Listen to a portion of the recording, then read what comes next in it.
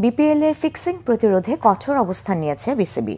ম্যাচে নিষিদ্ধ থাকছে মোবাইল ফোনের ব্যবহার, জানিয়েছেন আইসিসি অ্যান্টি করাপশন ইউনিটের জেনারেল ম্যানেজার ও বিসিবি ইন্টিগ্রিটি ইউনিটের চেয়ারম্যান অ্যালেক্স মার্শাল।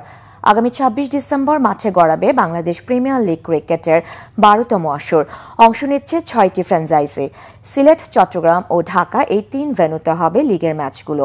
বিপিএলের বেশ কয়েকটি টুর্নামেন্ট ফিক্সিং, দুর্নীতিসহ বিভিন্ন কারণে সমালোচিত ও বিতর্কিত হয়। এবারের আয়োজনকে সুষ্ঠু করার প্রত্যাশা বিসিবির। সেজন্য নতুন কয়েকটি বিধি নিষেধ আরোপ ও নিরাপত্তা ব্যবস্থা জোরদারের চেষ্টা করছে বিসিবি।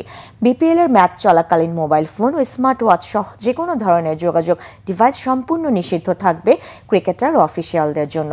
সে সময় এসব ডিভাইস ব্যবহার করলে তা সরাসরি নিয়ম ভঙ্গ হিসেবে গণ্য করা হবে, জানান বিসিবি ইন্টিগ্রিট ইউনিটের চেয়ারম্যান অ্যালেক্স মার্শাল। তার মতে অসৎ দল মালিকরাই বিপিএলে দুর্নীতির সুযোগ করে দেয়। মার্শাল বলেন, বিশ্বের বিভিন্ন লিগে ম্যাচ বা স্পট ফিক্সিং এর জন্য যেসব সংকেত ও কৌশল ব্যবহার হয় সেগুলোর সাথে তিনি ভালোভাবেই পরিচিত। তাই সন্দেহজনক আচরণ বা অস্বাভাবিক সংকেত চোখ এড়াবে না।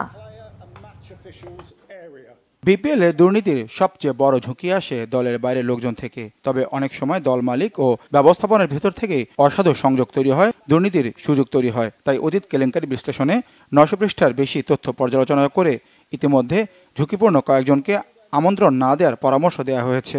প্রতিরোধী সবচেয়ে কার্যকর উপায়, তাই দুর্নীতি ঘটার আগেই সব সম্ভাব্য ফাঁক ফোকর বন্ধ করা হবে।